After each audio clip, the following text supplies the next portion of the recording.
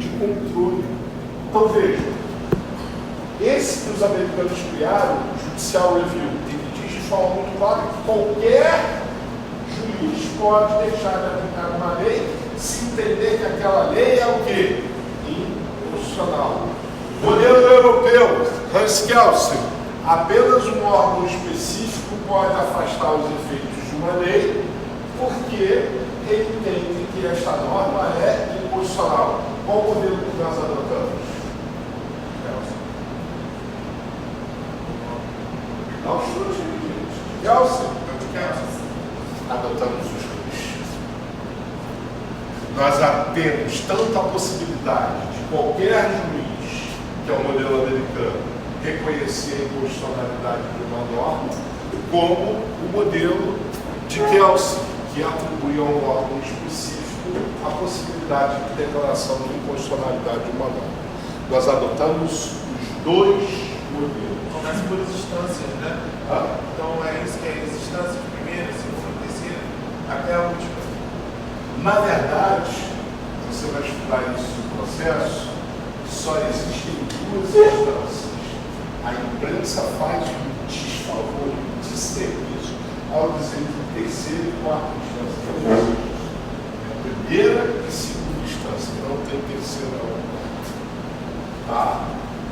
Isso é uma forma que a imprensa utilizou para fazer uma explicação, mas que tecnicamente está totalmente errada. Só existe primeira e segunda instância. Tá bom? Você deve estar se pensando assim, como assim, né? Vamos imaginar uma ação, hipoteticamente, que iniciou aqui em Caxias, na comarca de Duque de Caxias. Cabe recurso para o tribunal?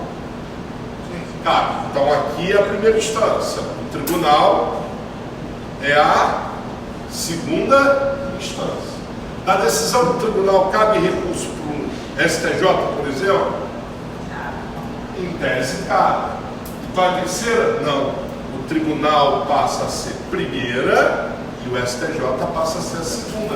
Porque eu não estou recorrendo mais dessa, estou recorrendo dessa. Ou seja, a primeira não existe mais. Seria Duque de Caxias? Não. A primeira, a decisão já foi dada.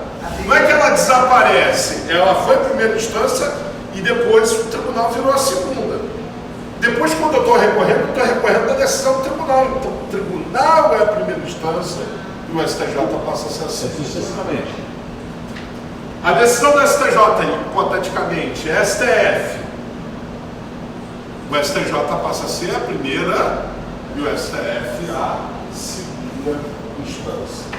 É duplo grau de jurisdição, não são múltiplos graus de jurisdição. Tá legal, gente? Então, na verdade, isso daqui é um desfavor que a imprensa faz para explicar para o leigo que está correto dessa existência de primeira, segunda, terceira e quarta. Esquece isso, que isso não existe. Tá bom, gente? É igual quando o aluno de direito descobre a diferença entre roubo e furto. E aí ele fica naquela... Qual é a diferença entre roubo e furto? Vocês já não sabem? É quando rouba não tem Não. Quando tem a grave ameaça, né? Furto, não. Vai ver. Parece que o Pará tem coisa ali agora. Você está na aula? Parece que o Pará tem coisa ali agora. O 57 também. Mas ele Tem a grave ameaça. Pode ser pelo exercício de arma de fogo ou não, chamado roubo circunstanciado. Beijo. Então vocês entenderam, nós adotamos os dois modelos. Logo, nós temos aqui a nossa jabuticaba. Lembra do que o William falou aqui agora?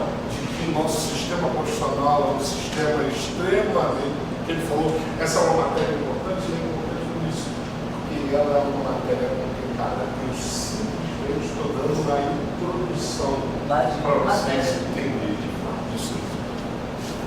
Está faltando o quê? A gente falar do difuso. Poder constituinte difuso. O que é o poder constituinte difuso?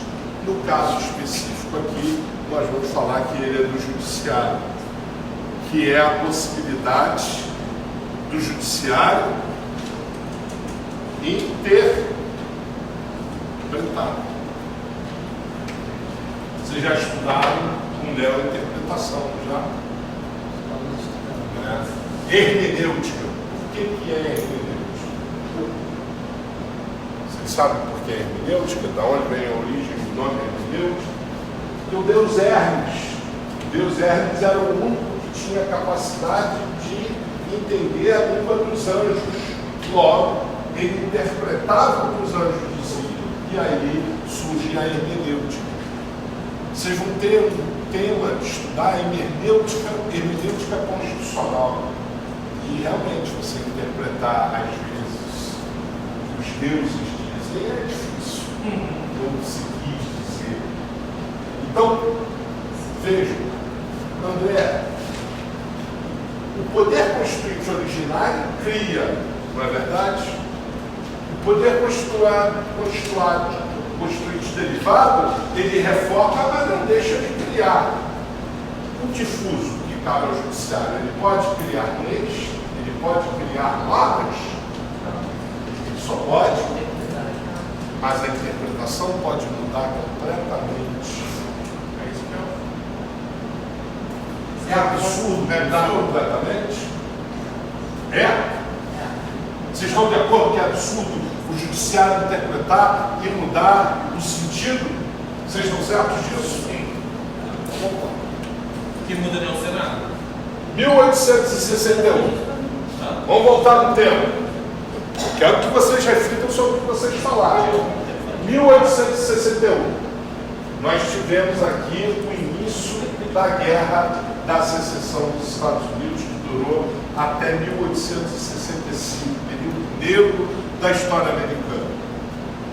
Em 1861, houve uma decisão da Suprema Corte muito interessante, porque o texto constitucional dizia o seguinte: todos os homens são iguais. Todos os homens são iguais. E foi reafirmado pela emenda constitucional número 13 que aboliu a escravatura nos Estados Unidos. Todos os homens são iguais. Só que, como vocês bem sabem, no sul dos Estados Unidos haviam as chamadas leis de segregação racial. Negros não se misturavam com brancos e vice-versa. Não é verdade? E aí, um indivíduo foi no Supremo, ou seja, na Suprema Corte, um negro, e falou: essas leis são inconstitucionais. O que a Suprema Corte falou? Falou assim: olha, não, elas são constitucionais. Eles adotaram um julgado que ficou famoso por essa expressão: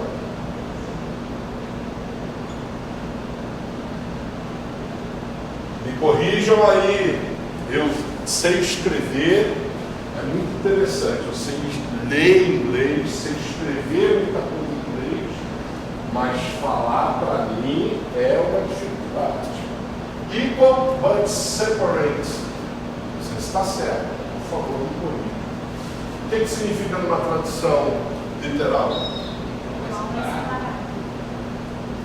Então, em 1861, vejam, a interpretação feita pela Suprema Corte é de que os homens eram iguais, mas deveriam, em razão da cor da pele, ser tratados de forma diferente. Apenas em 1958, ou seja, 97 anos depois, a Suprema Corte mudou esse entendimento. No caso que ficou conhecido como Brown versus Conselho de Educação. Em 58, nesse julgamento, a Suprema Corte julgou válida as leis existentes que determinavam o quê? Determinavam a unificação das escolas, do cidadão das escolas. Ou seja, não poderia ter mais a separação. Então veja, nos dois casos, houve uma mudança que mudou completamente a aplicação. Essa mudança foi absurda, ela não poderia ter sido feita. Então é essa a reflexão que eu vejo para vocês.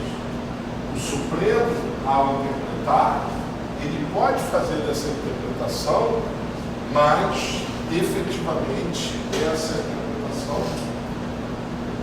essa interpretação ela deve ser feita, claro que dentro de limites. Ele não pode criar leis, mas a interpretação vai levar à mudança de paradigmas. Mas quem trava ele? Entendeu? Então, se ele decidir uma coisa, é isso. O Supremo tem o direito de errar hoje. A gente tem que lembrar que nós somos seres humanos, nós somos falhos. Eu vi uma frase esse final de semana num filme, não sei se vocês viram esse filme, O Conclave. Vi, professor. E tem uma frase desse filme Domingo. que os caras estavam discutindo. Quem tem que ser o Papa, quem tem que ser o Papa, o cara, esse tem isso, esse tem aquilo. E aí ele fala assim, nós somos humanos, somos falíveis, não existe ninguém.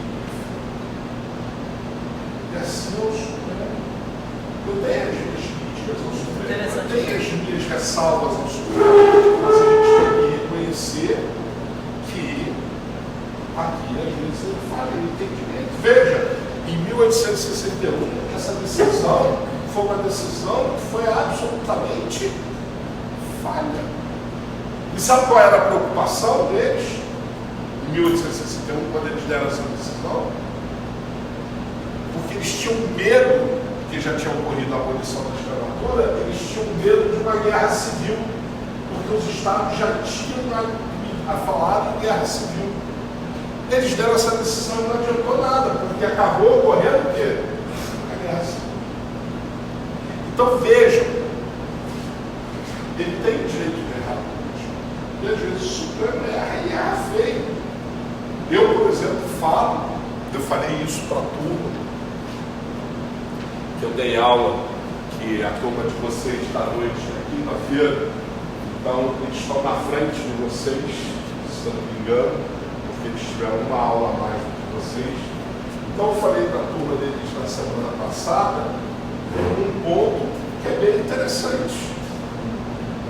Quando eu falo que o Supremo, na minha opinião, brasileiro, ele cometeu um dos erros mais graves da história, a decisão mais vergonhosa do Supremo, eu vivi em 1990.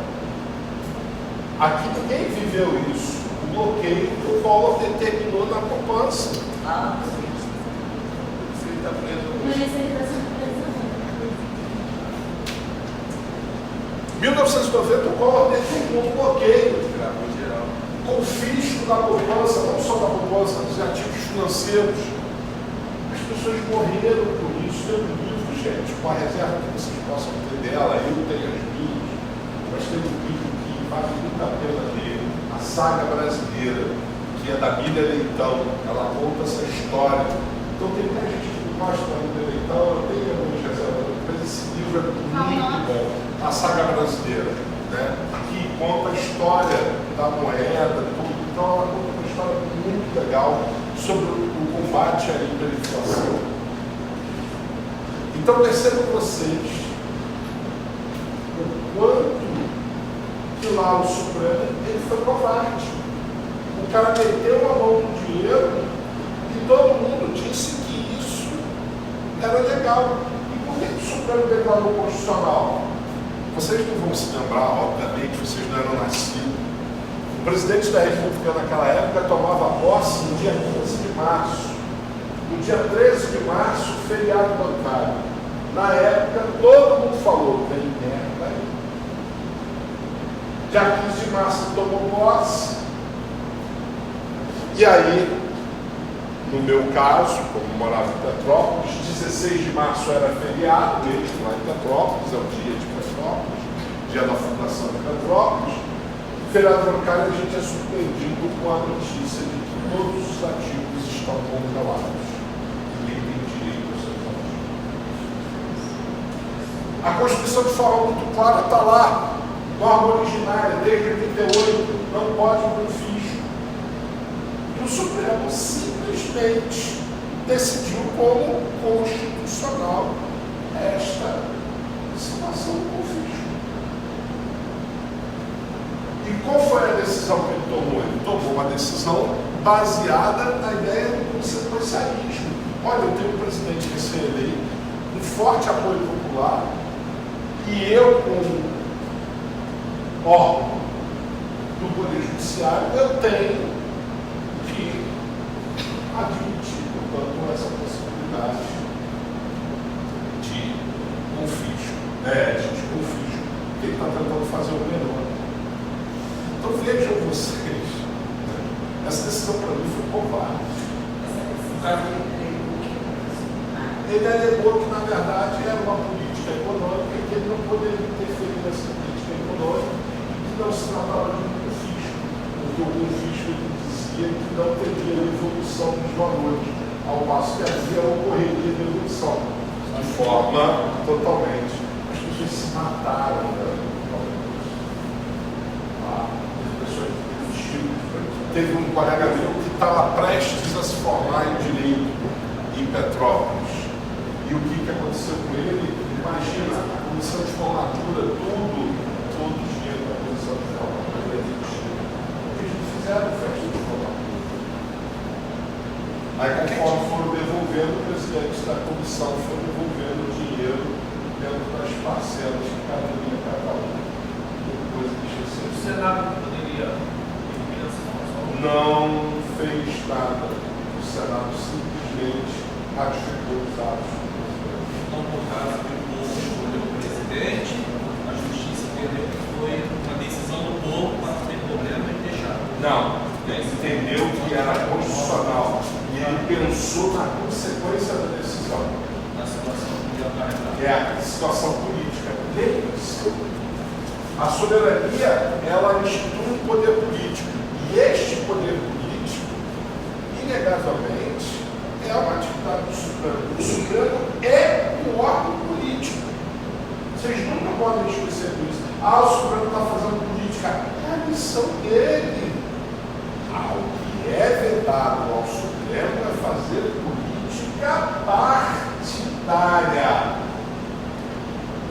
E aí, até mesmo ao presidente, quando eleito, a ele também não pode utilizar o cargo para fazer política partidária. Entendeu? Esse que é o ponto. O Supremo é um órgão político. Às vezes ele vai decidir em conformidade com os anseios da população e às vezes temos uma Constituição e essa soberania popular ela não é absoluta, ele vai decidir contra os anseios da população. Onde entra uma parcialidade dele? Vamos lá. Vamos lá. Somos imparciais. Somos influenciáveis a todo momento. Vocês vão estudar isso, vão estudar em jurisdição. Gente, exige-se que o magistrado a imparcialidade, mas a imparcialidade é algo que não existe. Eu tenho certeza que no primeiro dia que eu entrei para dar aula aqui, vocês já fizeram um julgamento em relação à minha pessoa. É absolutamente sem que eu abrisse a boca. E assim é a vida. Você acredita mesmo, como o caso, que eu já fiz não sei quantas audiências, quando entra um réu, quando entra uma parte, você não faz um julgamento daquela parte, é óbvio que nós não somos imparciais. É impossível isso acontecer. Mas nós precisamos, principalmente os juízes, transmitir a ideia de imparcialidade. É claro que eu reconheço que em algumas situações recentes no âmbito do Supremo deveria ser reconhecida a imparcialidade de alguns juízes, sem sombra de dúvida.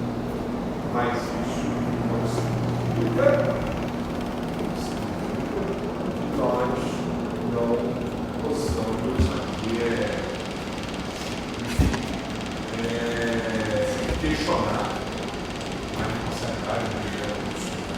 de falar que as pessoas são imparciais. Todo mundo tem conceito de não. Pode ser positivo, pode ser negativo. Então, quando eu cheguei aqui a primeira vez, alguns podem falar assim, o professor é burro. Isso, o professor tem cara de chato. Isso, o professor tem cara de gente boa. Isso, o professor tem cara para falar muito. Isso, é normal. Então, assim, é óbvio que a gente tem impressões. Isso é absolutamente. E aí é óbvio, o Supremo nunca é um prefeito, ele vai errar. Na minha opinião, o pior é o direito, a decisão mais covarde do Supremo foi quando ele declarou constitucional o conflito feito pelo Paulo.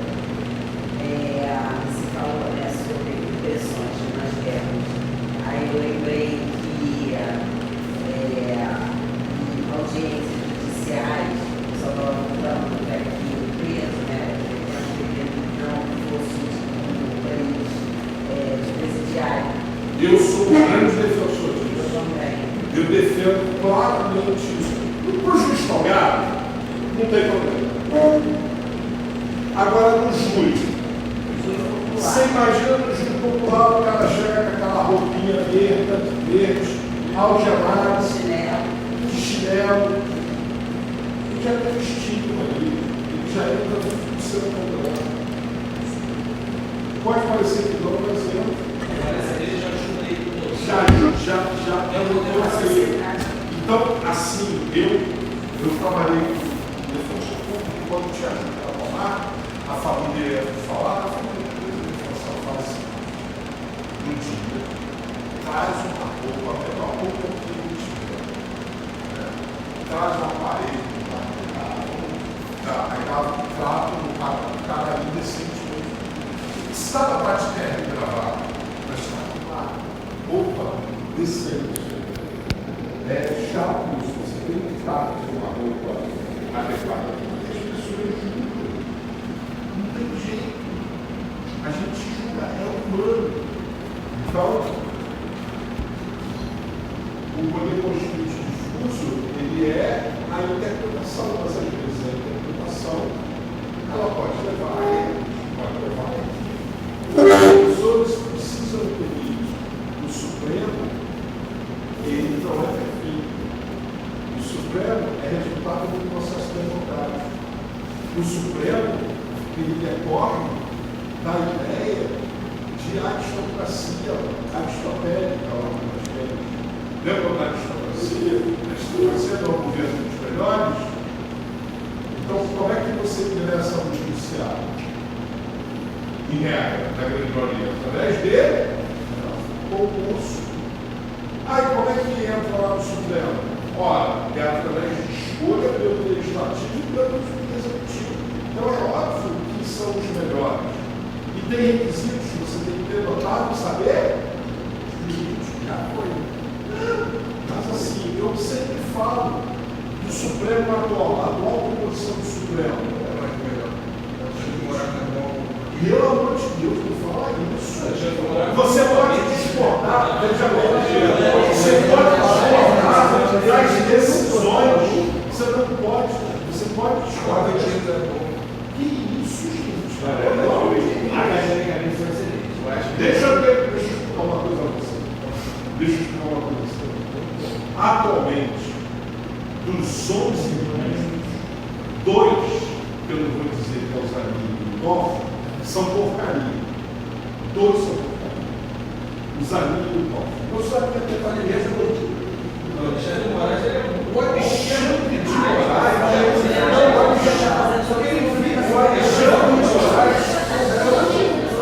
Alexandre de Moraes tem, na minha opinião, talvez o melhor livro de direito constitucional. Na verdade, ele não está lendo, ele viu o livro Mas, assim, o que eu estou falando é que esses que eu estou citando, eles têm alta conhecimento jurídico. Eles têm notável saber jurídico, sim. O Dino foi aprovado no concurso para juiz, já foi aprovado em vários concursos pela comissão acadêmica. Eu fui numa inversão do Dino. Ele é concordo com ele, concordo com a Alexandre de Moraes, é uma coisa que não tem nada a ver com o outro. Exatamente. Não é porque ele decide da forma contrária que ele não pode estar lá, não, ele está lá. Uma situação que, enfim, é a regra do jogo. Mas o jogo não é dele. Não, mas Usando a lei a favor dele. a lei já funcionou também de uma forma de outra forma. Ou seja, é uma corte que é política, e é óbvio que você coloca ela da forma que você quer. Essa crítica que a direita tem no Supremo brasileiro é a crítica que a esquerda tem da Suprema Corte americana. Porque hoje nós temos uma corte mais progressista, ao passo que lá nos Estados Unidos você tem uma corte mais conservadora. E com um detalhe, aqui, 75 anos, o cara pega o planeta dele e vai embora. Lá, ele só vai embora quando? Quando ele desejar ou quando ele morrer. Professor, tem uma fala do Michel Temer, que o Alexandre de Moraes entrou na época que o Michel Temer era o presidente. E a fala do Michel Temer é que eles estudaram juntos. E o Michel Temer, quando eu postou ele, falou que, cara, esse cara foi um dos melhores que tinha na minha turma. Então, assim, o cara foi muito qualificado na época que ele foi possado junto com o Michel Temer. Sidney, né? É. Michel Temer, um dos maiores constitucionalistas brasileiros. O livro de constitucional, elementos de direito constitucional do Temer é maravilhoso. É maravilhoso. Então, por que quando eu dei até essa edição? Ele foi um dos constituintes. Ele foi um dos constituintes. Foi ele, Lula. O Lula foi constituinte. Mas ele não O Bolsonaro foi constituinte. Não, o Bolsonaro foi constituinte. Bolsonaro entrou depois, Bolsonaro entrou depois. Ele era vereador da época. Então, assim. Qual cidade? Cidade do Rio de Janeiro? Bolsonaro era vereador pelo Rio de Janeiro? Isso. Então percebam vocês que, na verdade, a gente tem, de fato, a questão do ataque político. E aí eles vão interpretar. Agora, é óbvio que, às vezes, uma interpretação não lhe agrada. Algum tipo de interpretação não vale. O melhor livro de direito constitucional, segundo os doutores, para a graduação, para você aprender de direito constitucional, eu até falo do Alexandre de Moraes, mas o melhor livro é o Gilmarmente. E o Gilmarmente é isso. Nossa, eu gosto, mas eu tenho reservas a ele. Muitas. Entendeu? O Barroso também tem livros maravilhosos de constitucional. O Carmen Lúcia, pesquisadora, fantástico.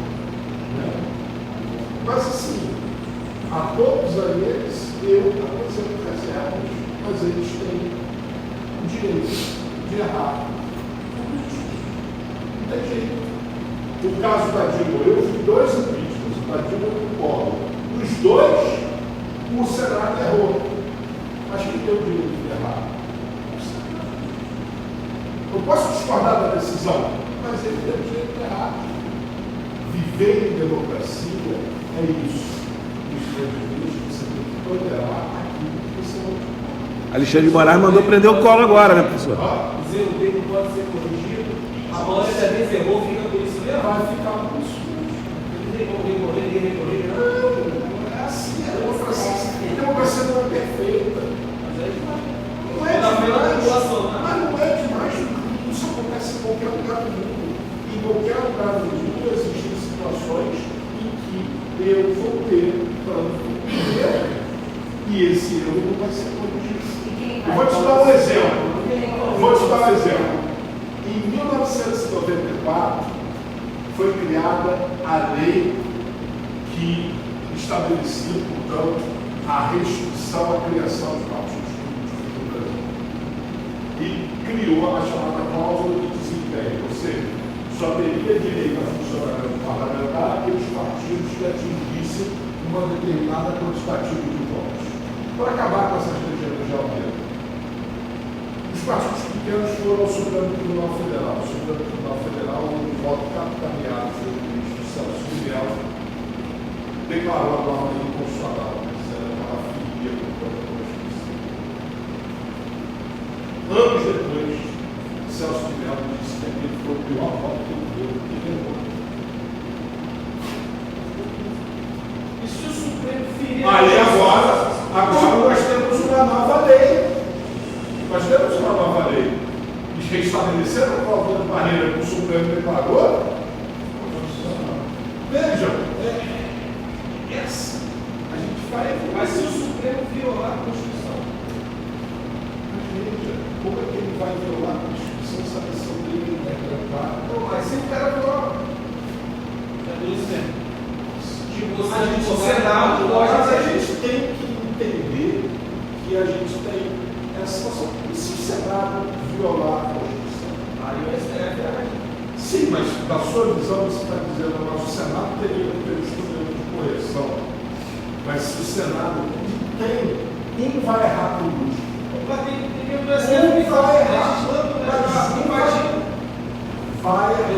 último. Se o Senado, mas olha só, eu tenho instrumento. Se o Senado acha que algum magistrado está extrapolando o seu poder, dá um limite para ele. É isso que eu estou falando.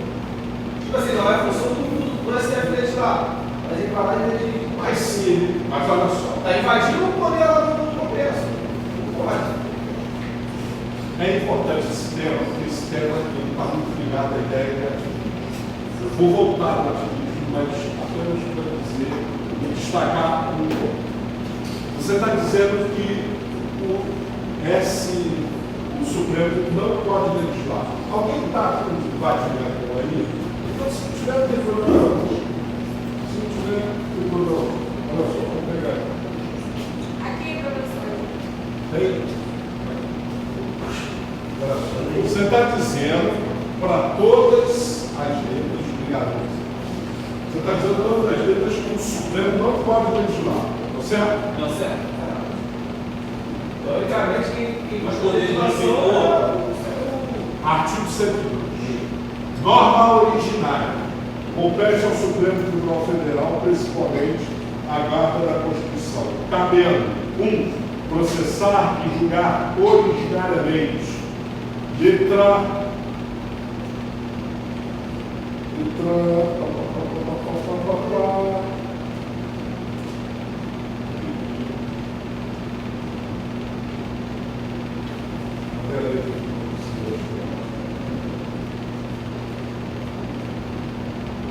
Deixa eu achar aqui a letra, que eu não lembrei.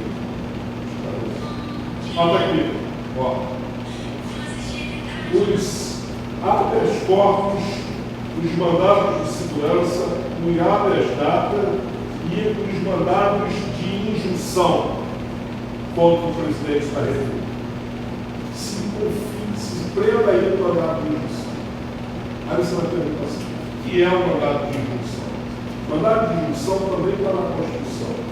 Ele diz o seguinte, artigo 5º, inciso 71, conceder-se-á mandado de injunção sempre que a falta de norma regulamentadora torne inviável o exercício dos direitos e liberdades constitucionais e das prerrogativas à nacionalidade, soberania e cidadania.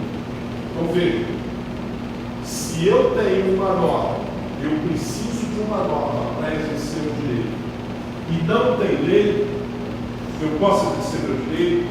Não. Quem eu vou provocar para exercer o direito? O Congresso ou o Supremo?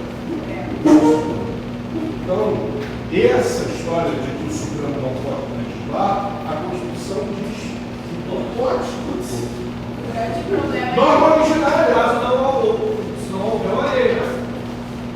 Sim, mas ele pode declarar inconstitucional, e é o que aconteceu. Embora eu discorde, por exemplo, no caso da homofobia, ele estabeleceu, assim como ele interpretou a situação relativa ao casamento. O casamento é entre homem e mulher. E o que o Supremo interpretou? É entre pessoas.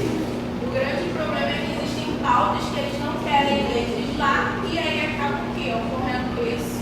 Né? Você tem que levar aquilo até o Supremo para que ele exerça um dos poderes dele previsto na Constituição. O que a Marcela está falando é isso, a leniência, a incapacidade do nosso Congresso é que criou esse monstro do Supremo. O Supremo não legisla desde o começou há muito tempo esse movimento.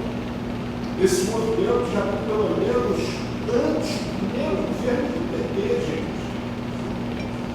Durante o governo Fernando Henrique, a gente dizia o seguinte, dizia que o legislativo queria investigar, que era show de CPI, o executivo queria legislar, que editava a medida provisória, que era uma loucura, e o STF estava querendo legislar. E na época, os integrantes do Supremo falaram: a gente não pode fazer isso, não pode legislar. O que o Supremo fazia? Notificava o Congresso para corrige essa omissão, corrige essa omissão, corrige essa omissão. O Congresso corrigiu. O que o Supremo também lançou? Não foi assim, agora não foi. Então, assim, isso é um movimento, é histórico. Por mais que eu também, eu concordo com a sua crítica, não me agrada, mas é compreensível esse movimento.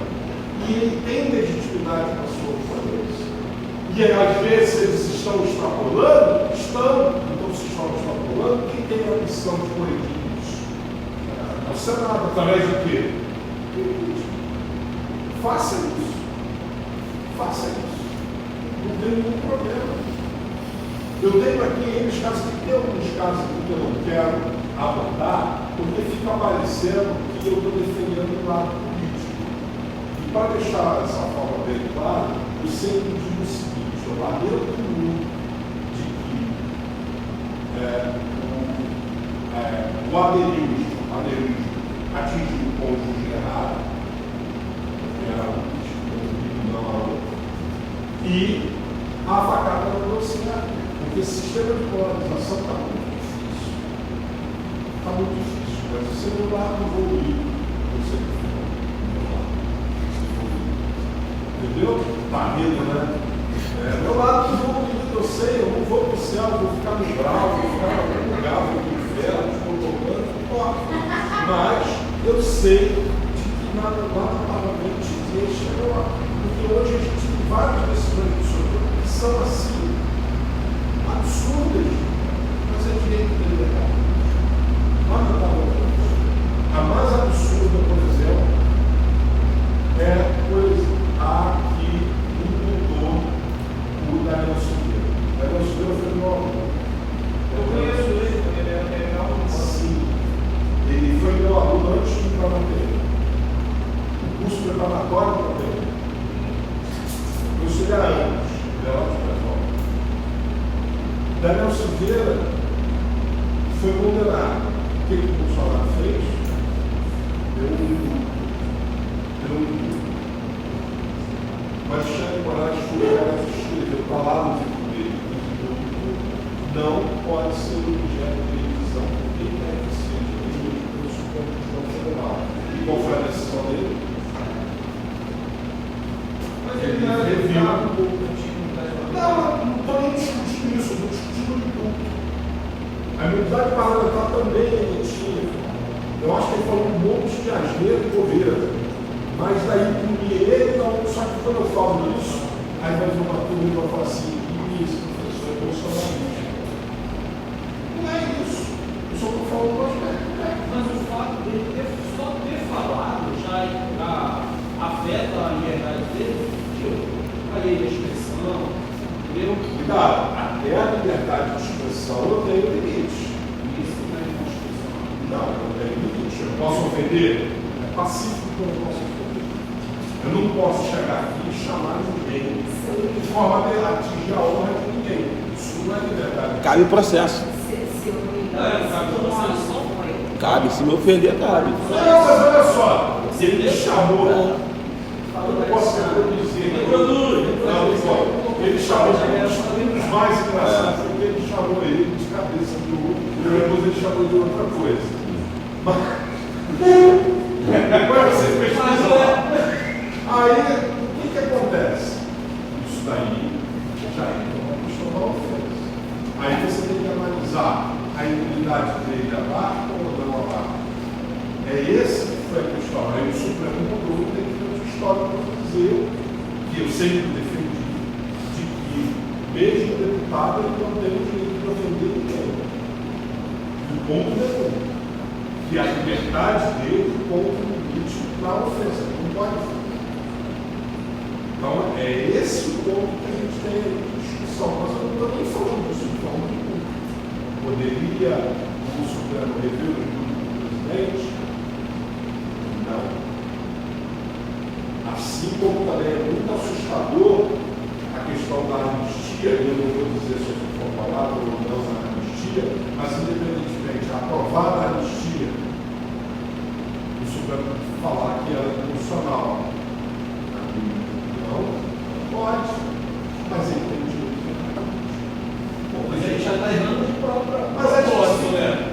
Já se você for errar, eu sou juiz. Mas, querido, Não é isso? mas como é que a gente muda isso? Como é que a gente muda isso?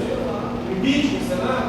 Exato, é o Senado. Mas você não deixa errado preso de processo de corrupção. Mas você tem mecanismos para isso.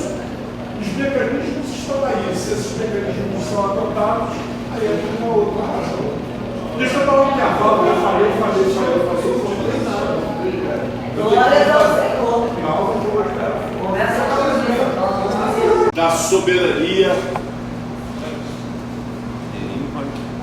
Da soberania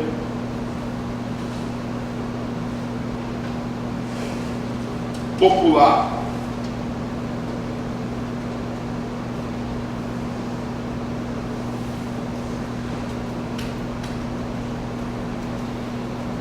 Deriva da soberania popular e tem como finalidade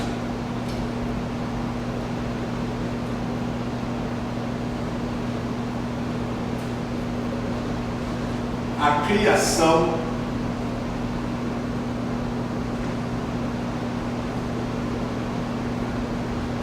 da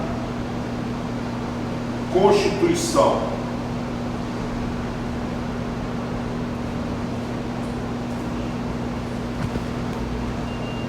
e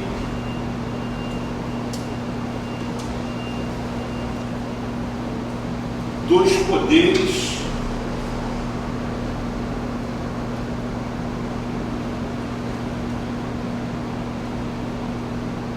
por ela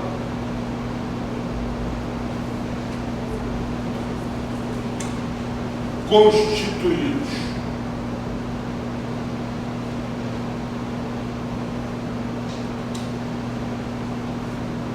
Ponto parágrafo. O poder constituinte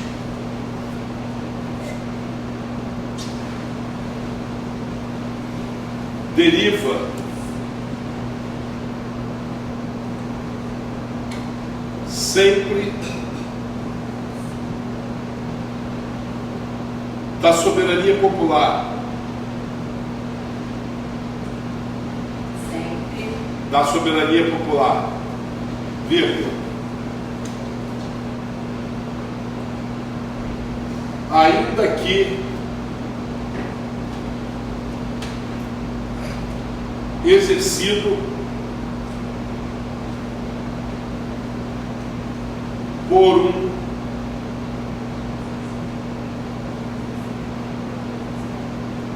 ditador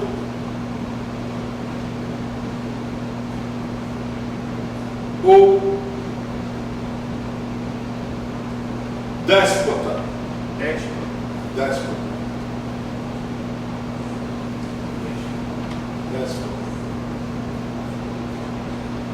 Ponto parágrafo.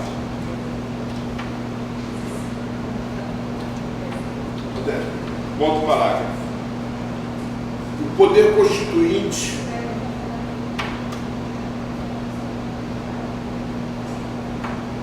pode ser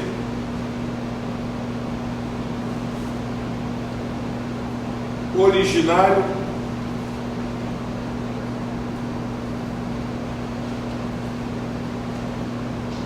ou derivado.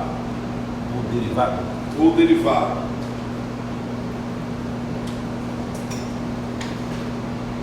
Volta e continua na mesma fase. Poder constituinte originário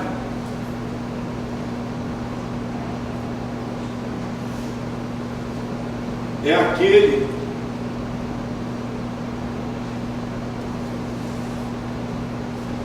que cria uma Constituição.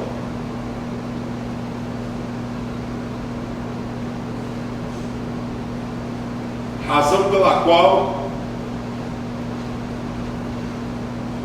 Ele cria uma Constituição, razão pela qual é ilimitado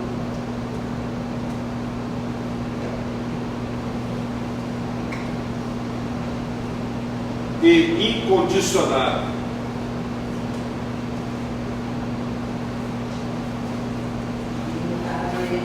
Incondicionado. Ponto. Já o poder constituinte limitado, e incondicionado. Ponto. Já o poder constituinte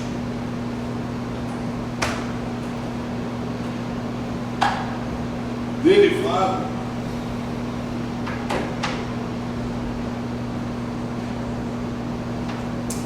é o poder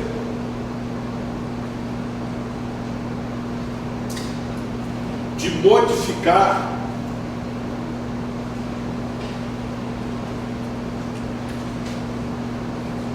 a Constituição.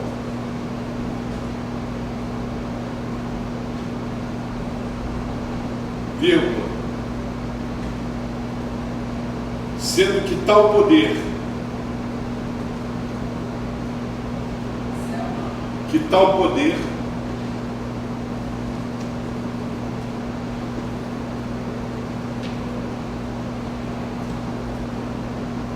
é limitado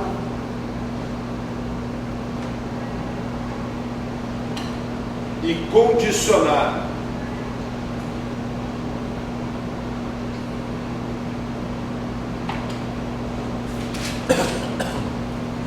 ponto parágrafo.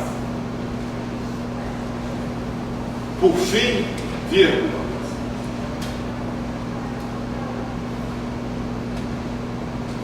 há que se falar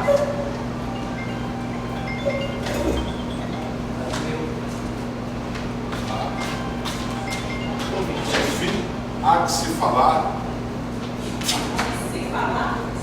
por fim, é preciso falar, não é isso? Ah, Há de se falar de um poder constituinte, há de se falar de um poder constituinte, de um poder constituinte difuso,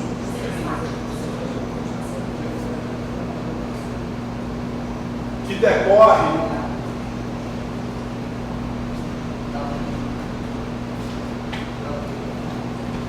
da interpretação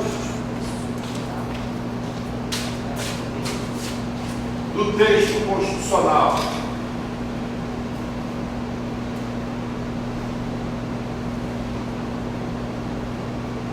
Ponto parágrafo. Para a adequada apreciação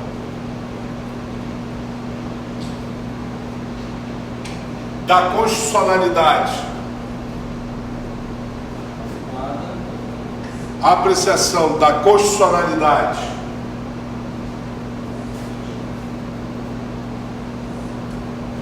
das normas à Constituição, vírgula, dois sistemas surgiram.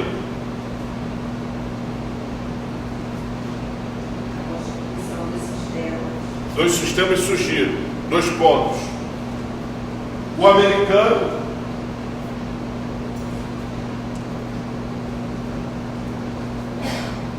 no caso conhecido como Madison versus Marbury, Madison versus Marbury. Botei ali. Madison versus Marbury.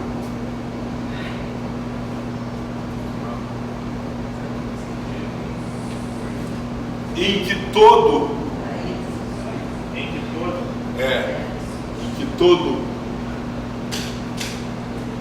magistrado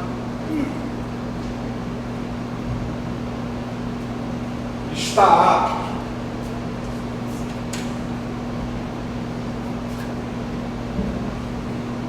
a afastar a aplicação da lei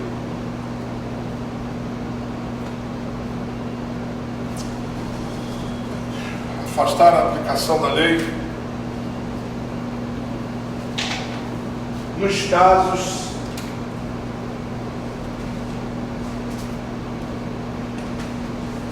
em que ela for contrária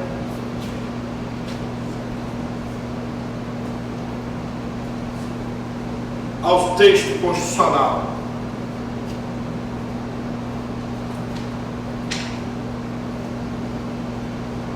Que ela for contrária ao texto constitucional.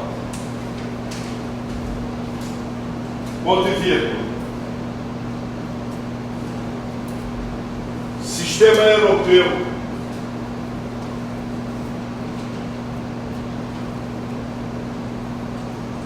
desenvolvido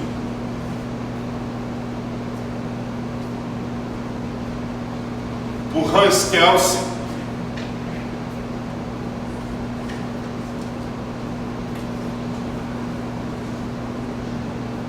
que estabelece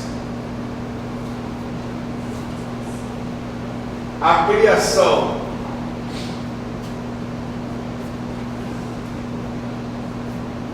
de um órgão específico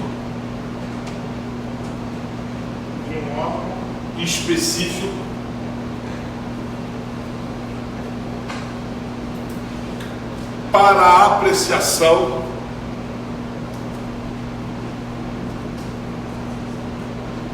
da constitucionalidade de uma lei. Ponto parágrafo.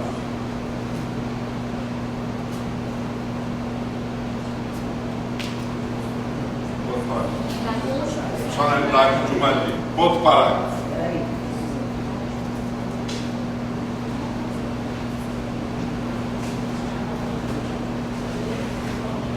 No caso brasileiro,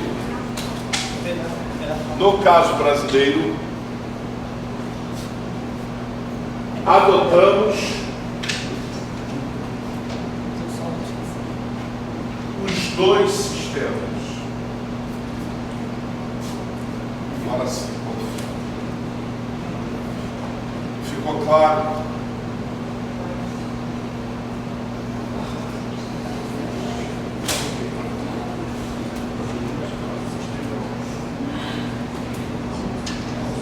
Eu estou até desconcentrado. É ruim receber bom quando eu faço. Deixa eu aqui fazer a chamada.